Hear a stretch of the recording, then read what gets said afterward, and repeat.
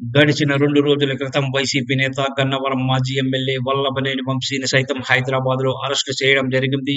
దీంతో ఒక్కసారిగా వైసీపీ నేతలు ఆశ్చర్యపోయినప్పటికీ 14 రోజుల పాటు వంశీకి రిమాండ్ విధించారు. అయితే స్టేట్‌మెంట్ ఇచ్చిన వ్యక్తి తనకు కేసుకు ఎలాంటి సంబంధం లేదని చెప్పినప్పటికీ కూడా కిడ్నాప్, బెదిరింపులు చేసి వంశీ బెదిరించారనే విధంగా ఆరోపణలను చేస్తూ ఆయనను అరెస్టు చేసిందనే విధంగా వైసీపీ నేతలు కూటమి ప్రభుత్వంపై ఫైర్ అవుతున్నారు. దీంతో ఇటీవలే గడిచిన కొన్ని గంటల క్రితం విజయవాడ జిల్లా జైలుకు సైతం మాజీ సీఎం జగన్మోహన్ రెడ్డి వెళ్లి వంశీని పరామర్శించడమే కాకుండా ఆమె భార్య పంకజశ్రీని కూడా పరామర్శించినట్టు తెలుస్తోంది.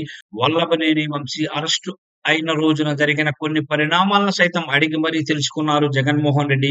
జగన్ వెంట పలువురు వైసీపీ నేతలు కూడా రావడం జరిగింది. దీంతో జైలు పరిసరాల్లో 144 సెక్షన్ నమోదైంది. అయితే ఇప్పుడు తాజాగా జూనియర్ ఎన్టీఆర్ వంశీని పరామర్శించేందుకు వెళ్లబోతున్నారనే టాక్ రాజకీయాలలో హాట్ టాపిక్‌గా మారింది. ఎన్నో ఏళ్లుగా జూనియర్ ఎన్టీఆర్, వంశీ మంచి స్నేహితులనే సంగతి తెలిసిందే. టీడీపీ ఆధ్వర్యంలోనే, కూటమి ప్రభుత్వంలోనే వంశీ పైన కేసు నమోదు చేయడంతో పాటు జైలుకు పంపడంతో జూనియర్ ఎన్టీఆర్ వంశీని పరామర్శించడానికి వెళ్లబోతున్నారనే విషయం అందరిని ఆశ్చర్యానికి గురిచేస్తుంది.